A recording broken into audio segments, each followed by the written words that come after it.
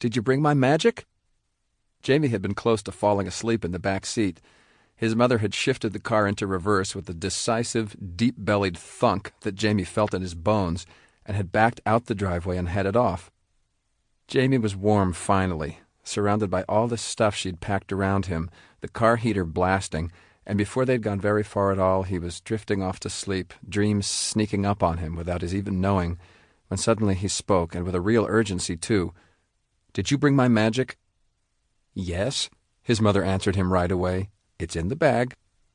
How quickly her one word stopped the ferocious pounding in his heart. She had put the magic book and tricks in the bag. She had caught the baby. They were on their way to Earl's. His mother said so when she finally got in the car, and Jamie once again drifted off towards sleep. He must have slept because they arrived at Earl's place in Stark impossibly soon, as if Earl lived next door to Van, which he didn't. It was the gravel of Earl's U-turn driveway crunching under the tires that jostled Jamie awake again. Waking up, back to sleep, waking, sleeping, the whole night long, it felt like, and his mother saying, "I hope he hasn't got other company." Nin kept on sleeping, even when Jamie's mother picked her up out of her car seat and they climbed the steps to Earl's apartment. Now that it didn't matter, Jamie thought, now that it was all right for her to cry her head off, there wasn't a peep out of her. Jamie was holding a pillow, and his mother was holding Nin and a blanket and her purse. She knocked a good solid knock on Earl's door, and they waited. After a little while she knocked again, and they heard him rustling around inside, coming toward the door. Just who did Jamie think was going to open that door? Earl, he knew. He knew that it was Earl who was coming. He knew that. But who was Earl? A lot of the time Jamie thought, or at least hoped, that Earl was his father. His mother had told him flat out that he wasn't, that Earl was not Jamie's father, he was her best friend. They'd been babies together, but plenty of times that made no difference. He liked Earl, and he liked the idea that Earl was his father. Sometimes he thought that Earl was his mother's brother, which would have made Earl his uncle, and that would have been fine too. For the most part, Earl was just Earl. And that's who opened the door. Just Earl, fresh out of bed with his hair frizzled and sticking up in the back, his blue jeans pulled on and zipped but not snapped around his waist, and no shirt. "What?" he called out when he was close to the door, and then again, "What?"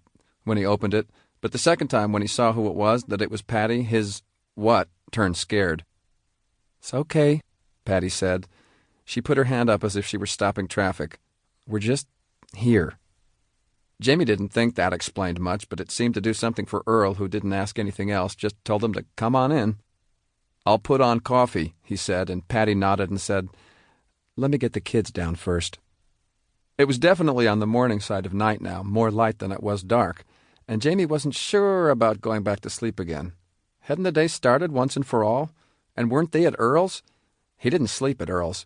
He watched TV there, in the big chair, and drank Cokes and ate cheese doodles, or he went outside with Earl and handed him tools when Earl was working on trucks or bucket loaders or caterpillars, or he practiced his magic tricks at the kitchen table, but he didn't sleep at Earl's.